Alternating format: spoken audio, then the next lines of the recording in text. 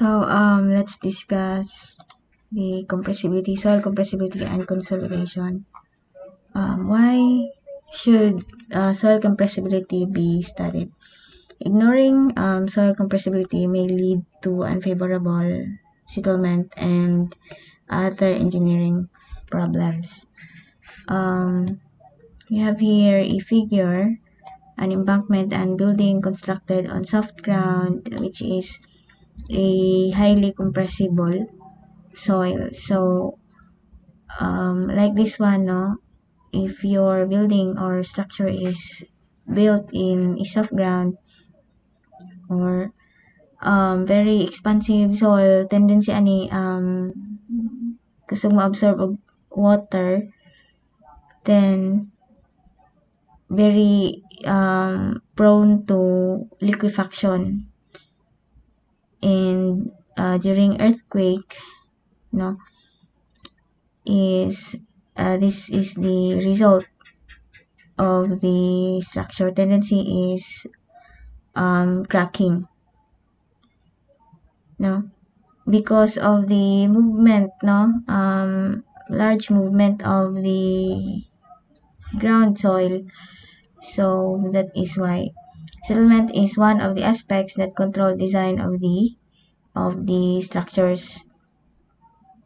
So your structure should be built on not soft soil. It should be stiff or sa rock, no, para ma-reduce ang movement, no, and to minimize liquefaction, to avoid, no, liquefaction. So your structure should itayo siya or itukod siya sa katong stiff or rock. So that is why before constructing a building, we should check, first the soil and get the soil bearing capacity. Why soils compress? So every material undergoes a certain amount of strain when a stress is applied. This is applicable to like the material, the steel, the metals, even to soil. Steel rod lengthens when it is subjected to tensile stress, and a concrete column shortens when a compressive load is applied. The same thing holds true for soils which undergo compressive strains upon loading. Compressive strains are responsible for settlement of the structure. What distinguishes soils from other civil engineering materials is the fact that the deformation of the soils is largely unrecoverable, that is permanent. So that is the difference between those material, the steel and the concrete. Therefore, simple elasticity theory like elasticity cannot be applied to soils. What makes soil compress? In soils, voids exist between particles, and the voids may be filled with the liquid, usually water or gas, or usually air. We discussed this one sa earlier topics. The voids are composed of the water and air. As a result, soils are often referred to as three-phase material or system, the solid, liquid, and gas. So we have here the solid, which is the mineral particles, the air, and the liquid, the usually water. So we have here a representation, the solid, which is the soil, solid, then the solid particles, the air, and water. What are the cause of settlement? So settlement of structure resting on soil may be caused by two distinct kinds of action within the foundation soils. We have one, settlement due to shear stress or distortion settlement. So in the case of the applied load caused by shearing stresses that develop within the soil mass, which are greater than the shear strength of the material, then the soil fails by sliding downward and laterally, and the structure settle and may tip vertical alignment. This is what we refer to as the bearing capacity. So the shearing stress is basically an erosion or a landslide which form a like a sliding downward if you happen to see an erosion of the soil, no. And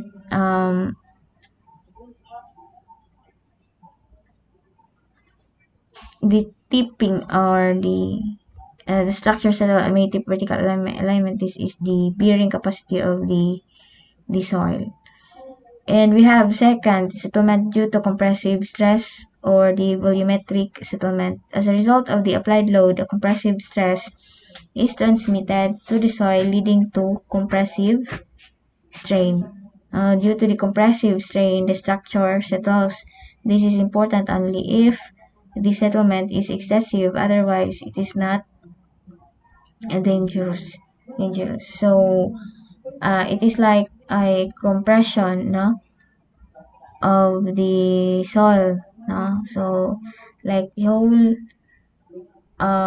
structure or building, there is like nagin siya ang whole area niya is mo compress or mo settle, then that is settlement due to compressive stress. We have here the figure or images of the cases of settlement failures. Have different causes of settlement. We have alien causes, shear stresses, and compressive stresses. So the alien causes are subsidence, cavities, excavation, no? Or this is causes of settlement due to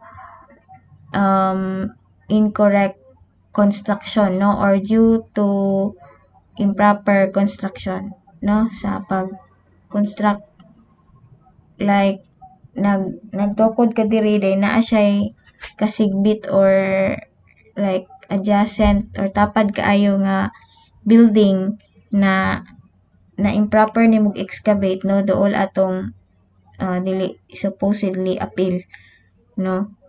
So tendency is ni settle ang katong tapad nga building. And we have also the shear stresses, the bearing capacity failure, and the compressive stresses, the immediate, primary, and secondary. So we are to focus on these compressive stresses, the immediate, primary, and secondary, which is the main focus of this topic. Compressibility of saturated soil. We have here a structure, no? Then it is saturated fine-grained soils, and we have an additional external pressure in this delta sigma. A tendency due to the existing building and also the external pressure, the result of that is settlement. If the soil is not stiff or if the soil is soft, then there will be settlement.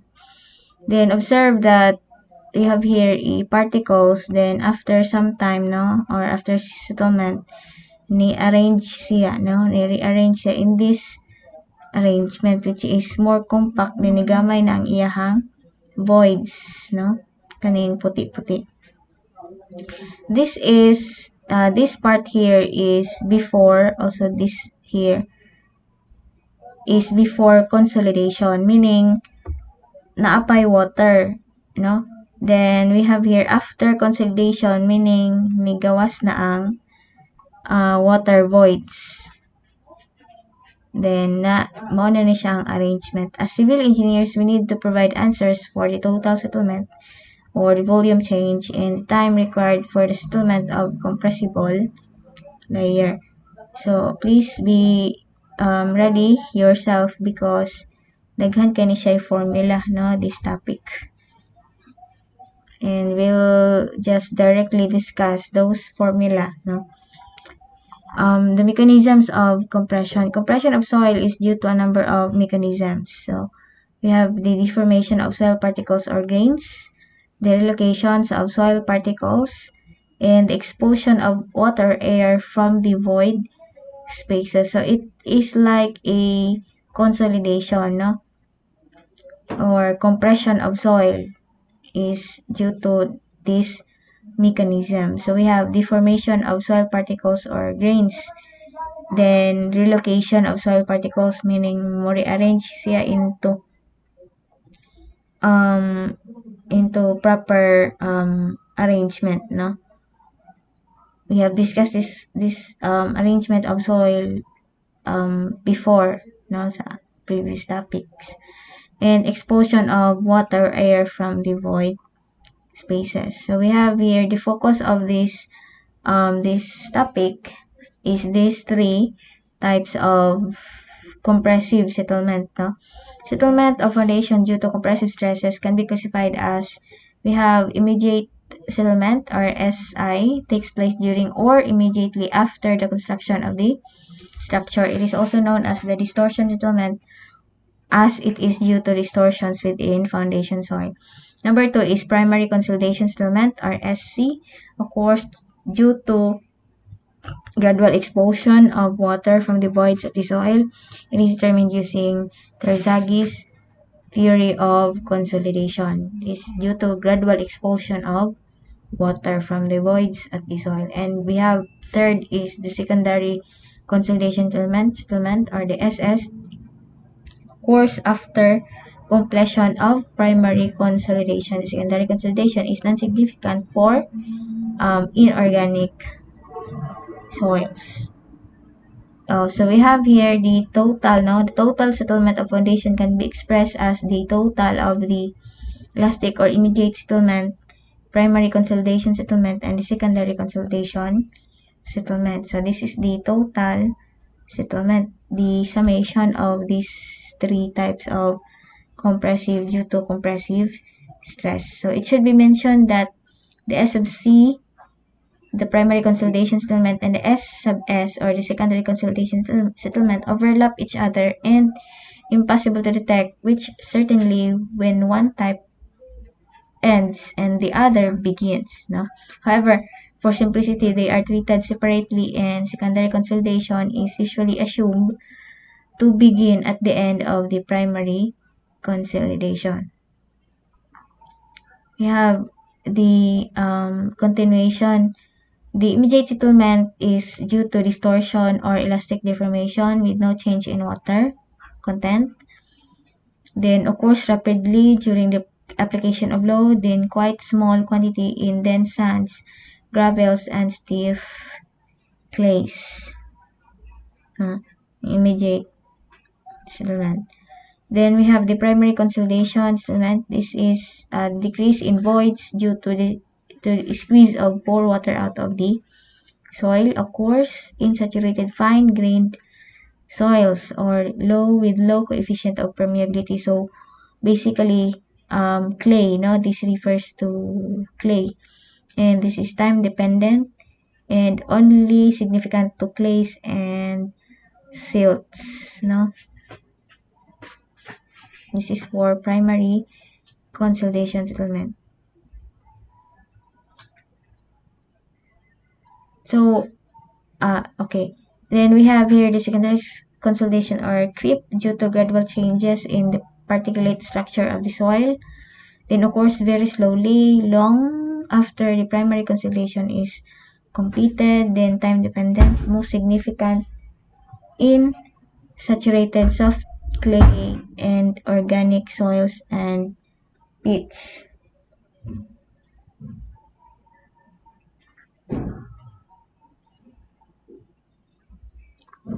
Alright, so we have here the different coefficient of permeability of different soil type in the rate of seepage, from the coarse soils, so that is from the gravel to clay, to fine soils. For design purposes, it is common to assume quick drainage in coarse soils, sand and gravel, and slow drainage in fine soils, clay and silt, because of their coefficient of permeability. Notice that the gravel has this highest, 10 to the power of negative 2 meter per second. This is the highest, so meaning there is this quick drainage in this type of soil. Then, pinakagamay is the clay, which is, the rate of seepage is very slow, 10 to the power of negative 8. So that's why it is of slow drainage, the clay and silt. Have for coarse grained soils, granular soils are freely drained and thus the settlement is instantaneous. So that is why for coarse grained soils, basically this is for gravel and sand, no? Actually this is SI, no? Para di mo malibog. This is not it. This is SI. SLI, no? For coarse grained soils, we don't have the primary settlement and the secondary settlement. We only have immediate settlement because the granular soils, because of their kanang particle nga dagko, so there is a bigger gap, no, in which the water will just flow faster and freely. So that is why we only have this immediate or instantaneous settlement, or the SI, no. Then for the fine grained soils, the rate of drainage is very slow, no. So that is why we neglect, no, this S sub I, or the immediate settlement. We will only consider the primary settlement and the secondary consolidation settlement. So when a saturated clay is loaded externally, the water is squeezed out of the clay over a long time, no? Time dependent, no? The primary and the secondary, due to low permeability of the clay. This leads to settlements occurring over a long time, which could be several years. So this is the representation, no? So because of their permeability, coefficient of permeability, then the primary settlement is time dependent, as stated earlier, and the primary and the secondary consolidation settlement is also time dependent. So that we will only account the primary settlement and the secondary consolidation settlement for fine grained soils. Basically, this is for clay and silt. No, then we'll discuss the immediate settlement. So this is the total settlement now, the immediate plus the primary consolidation settlement and the secondary consolidation settlement. This type of settlement occur immediately after the application of load. It is predominant in coarse grained soil, that is gravel and sand. Analytical evaluation of this settlement is a problem which requires satisfaction of the same set of conditions as the determination of stresses in continuous media. In fact, we could view the process as one of determining the stresses at each point in the medium, evaluating the vertical strains, integrating these vertical strains over depth of the material, and theory of elasticity is used to determine the immediate settlement. This is to a certain degree reasonable in cohesive soils, but not reasonable for cohesionless soils. No? Okay.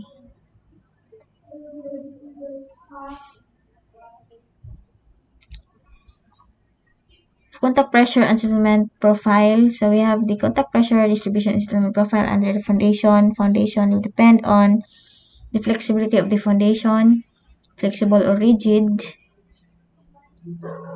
and the type of soil, either clay, silt, sand, or gravel. So this depends on the flexibility, no, of the foundation. So we have, and also the type of soil. We have here different contact pressure, no, distribution. So for this type of distributions, and we have here the type of foundation which is flexible, then this is the behavior, no, of the settlement profile. For clay, no, for clay foundation, a type of soil, and another is for sand, and this is the settlement profile if the foundation is flexible, no. This is the representation. And with the contact pressure like this and with rigid foundation and for clay type of soil, this is the settlement profile, and this is the settlement profile for this contact pressure with sand and rigid foundation. Almost the same no with the clay. So we have here a formula no of for shallow foundation subjected to a net force unit area equal to delta sigma, and if the foundation is perfectly flexible, the settlement may be expressed as, yes, perfectly flexible no, may be expressed as S sub I is equal to the delta sigma. So this is the force no per unit area, and times the quantity alpha beta prime times 1 minus the mu s squared over e sub s, I sub s, and I sub f. And if this is the foundation or representation, we have the area of the foundation base times the length, and we have here in external load no delta sigma, then the depth of the foundation and the height of the soil. So this is the representation for flexible foundation and for rigid foundation settlement. So this E sub S no is the average modulus of elasticity of the soil, and sub S is the Poisson's ratio. I think this is a mu, no, not N, but this is mu, Poisson's ratio of the soil, sorry. This is mu sub S. And B prime, this is B over 2 center. For if you want to get the settlement no at the center, then your B prime is B over 2, but at the corner of the foundation is the B prime is just the B, no, base. Then I sub S is the shape factor, I sub F is the depth factor, the alpha is the factor depends on location where settlement of the foundation is calculated. Alpha is equal to 4 for the center of foundation. Alpha is equal to 1 for the corner of the foundation. If you want to get the settlement at the center of the foundation and at the corner of the foundation, no, if it is stated in the problem, then you can use alpha is equal to 4 or alpha is equal to 1.